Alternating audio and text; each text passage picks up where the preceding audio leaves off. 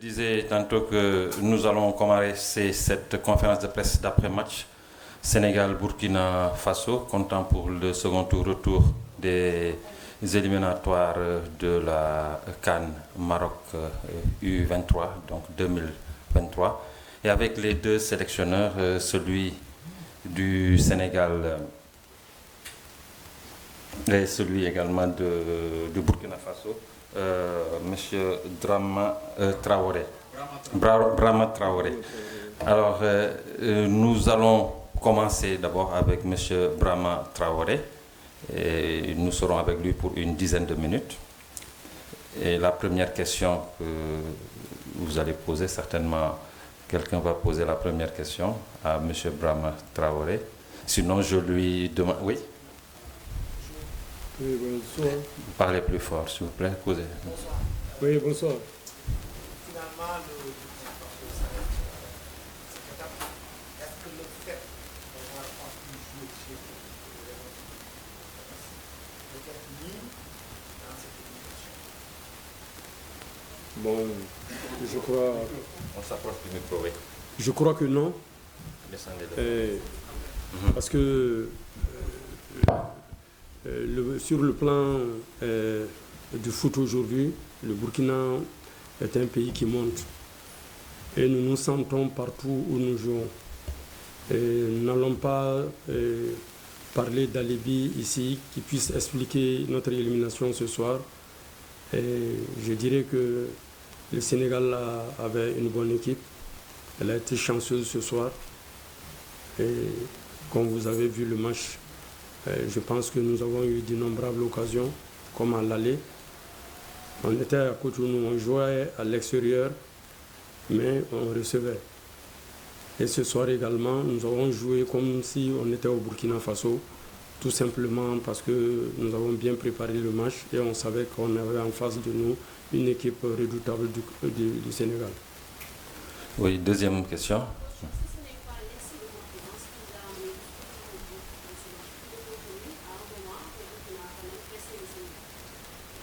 Oui, bon, ce soir on était venu pour un résultat, il fallait gagner. On était venu vraiment pour gagner et vous avez vu le plan qu'on a mis en place. En première mi-temps, on devait plier le match 2-0. Mais malheureusement, les attaquants n'ont pas été assez adroits. Et en deuxième mi-temps également, nous avons replacé un autre plan intermédiaire pour voir ce qu'on pouvait faire et ensuite laisser les Sénégalais venir et procéder par des contres. Bon, ça a payé par moment, mais vers les dernières minutes, nous avons en tout cas eu encore 3 à 4 occasions nettes qu'on n'a pas pu scorer. Mais je pense que sur le match, on était au-dessus du Sénégal ce soir. Mais il faut reconnaître que c'est une très bonne équipe du Sénégal, il faut reconnaître ça. Nous avons joué avec beaucoup d'engagement, un plein engagement, beaucoup de détermination parce qu'on était face aux champions d'Afrique, même si c'était des lionceaux, ce sont des champions d'Afrique. Il fallait tout donner pour gagner ce match. Mais malheureusement, jusqu'à la fin, on n'a pas pu scorer et on est arrivé à l'épreuve fatidique des pénaltys. Et vous savez que là-bas, c'est une question de chance. Merci, coach. Au suivant. Oui. Bonsoir, coach, et nos encouragements. Merci. On a assisté à un match très tactique. Vous avez tous les mots tactiques au jeu. Mais sur le plan tactique, on a vu qu'après la sortie d'Éric Chadley, vous avez reconverti votre meilleur poids sur le côté gauche après la personne d'Ahmed Ouattara, qui nous a amené pas mal de salles. Qu'est-ce qui a fait que ce choix-là a été totalement? Bon, et il faut dire que le match, comme je l'ai dit, c'est un plan. C'est comme si nous sommes en guerre. Il faut un plan. Donc ce plan peut changer compte tenu des forces de l'adversaire ou des faiblesses de l'adversaire. Et nous pensons ce soir qu'à un moment donné, le coach a placé, je crois que c'est son numéro 21, sur le côté de Chardé. Et nous avons compris tout de suite qu'il voulait qu'il parte en situation de 1 contre 1. Bon, et nous avons compris qu'il dominait Chardé sur 1-2 balles. Et il fallait tout de suite trouver en tout cas un autre dispositif pour bloquer son milieu d'ouverture. Voilà, qui est un très bon milieu de terrain que j'admire.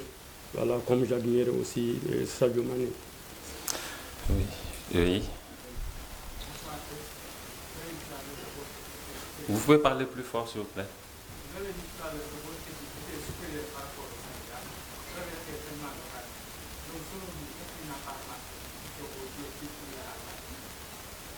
Bon, ce qui n'a pas marché, je pense que ce sont des situations de jeu, ce sont des faits de jeu. Parce qu'il faut être concentré devant le but. Bon, à tout moment, nous avons pensé que nos joueurs n'étaient pas assez concentrés. Donc, les défenseurs sénégalais également étaient juste là pour parer à toute éventualité. Et le gardien également a été bon. Il a été bon. Et nous pensons en tout cas que nous avons tout donné. Mais dire que nous avons été supérieurs, je ne parle pas de ça. On ne peut pas dire qu'on a été supérieur à l'équipe du Sénégal. C'est une équipe qui était bien en place, c'est une équipe très tactique, une équipe joueuse, il faut le reconnaître. C'est une équipe joueuse. Mais je vous dis, le Burkina Faso, c'est un pays différent des autres parce que nous tirons notre détermination, notre engagement de notre culture. Voilà, donc il y a peut-être 500 années, le Burkinabé a tracé les rails jusqu'en Côte d'Ivoire. Nous avons creusé tout par notre volonté et aujourd'hui, nous pensons qu'il faut amener cette culture. Comme le foot également est un élément de la culture, il faut amener les enfants à pouvoir se battre comme les grands-parents l'ont fait jadis. Merci. Donc, on enchaîne avec le coach Demba Mbaye. Un mot. Voilà, parce que avant de partir, nous tenons sincèrement à remercier le peuple sénégalais, à remercier la fédération, parce que nous avons été bien accueillis, nulle part qu'ailleurs. Nous avons eu, en tout cas, beaucoup de joie à partager avec les Sénégalais, que ce soit à l'hôtel, que ce soit à l'entraînement. Franchement, nous avons aimé ce peuple-là. Et nous pensons que le football est un outil de rassemblement des peuples. Aujourd'hui, nous avons perdu, demain on peut gagner. Mais nous souhaitons vraiment beaucoup de chance à cette équipe du Sénégal. Merci beaucoup coach, merci. Nous sommes au Sénégal et le Sénégal c'est le pays de la Teranga. Alors, donc nous enchaînons avec le coach Demba Mbaye. Mes félicitations coach pour cette victoire. Alors, quelle a été la clé de ce match? La clé du match, je pense qu'elle a résidé, je dirais, dans l'inefficacité des deux équipes. Je pense que les deux équipes ont eu beaucoup d'opportunités de marquer. Et malheureusement, les attaquants ont souvent été maladroits, ou voire les gardiens de but très efficaces. Donc là où il a fallu être le plus efficace, à savoir dans les deux surfaces, je trouve que les deux équipes ont pêché finalement. Merci. Vos questions maintenant. Oui, Mata, Amar. Bonjour. Amar, vous pouvez parler plus fort s'il vous plaît.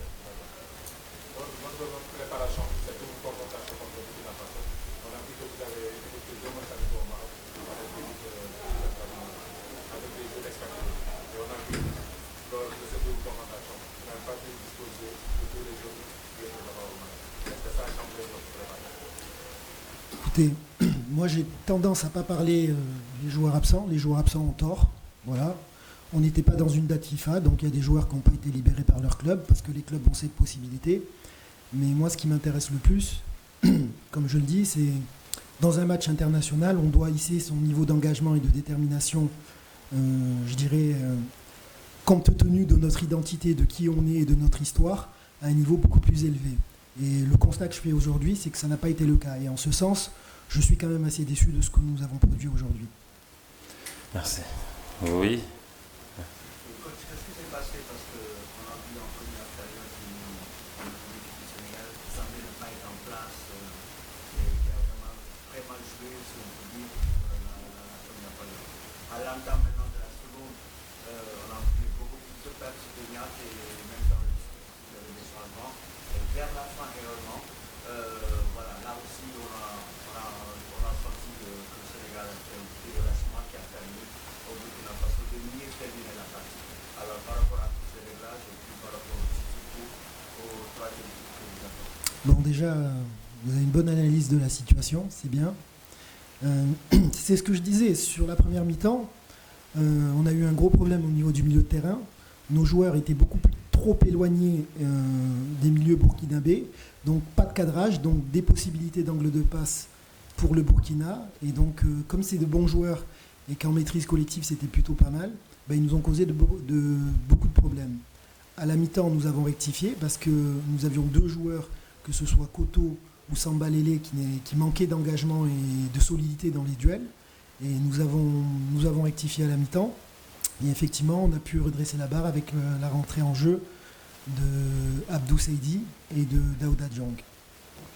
Oh, merci. Au suivant. Oui. Oui, allez-y, madame. Oui, c'est...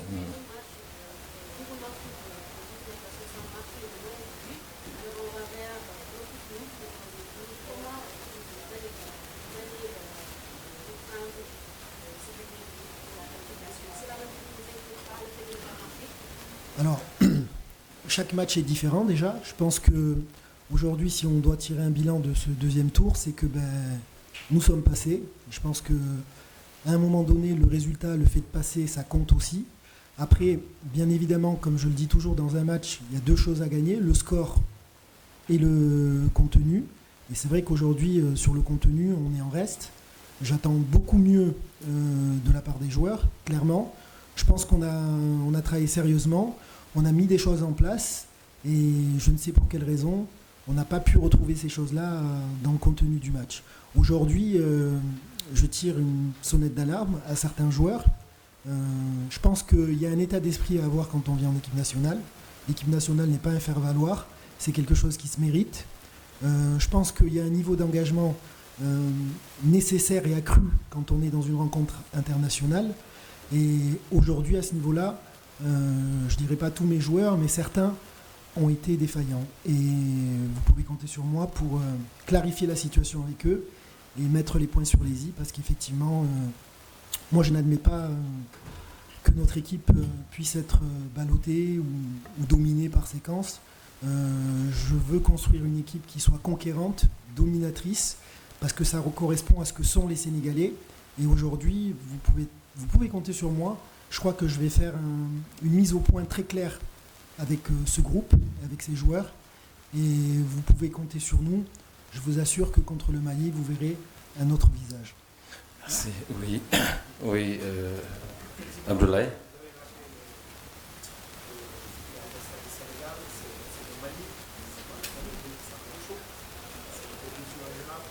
Mais aussi, on a écouté le discours du président Senghor.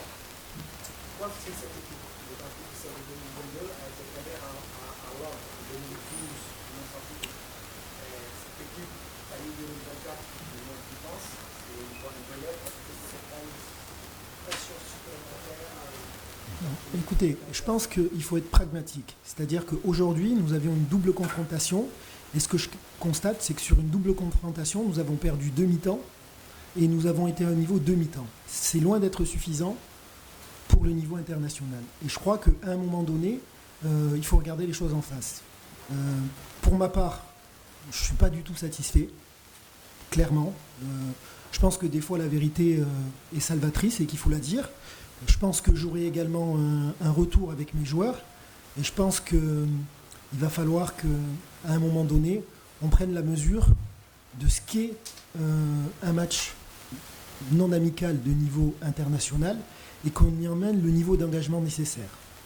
Merci. Et ça, aujourd'hui, c'est des choses que je n'ai pas vues. Donc, de ce point de vue-là, je ne suis vraiment pas satisfait. Effectivement, c'est une qualification qui était hasardeuse, parce que sur l'ensemble des 2 matchs, à aucun moment, nous avons été clairement au-dessus de l'adversaire.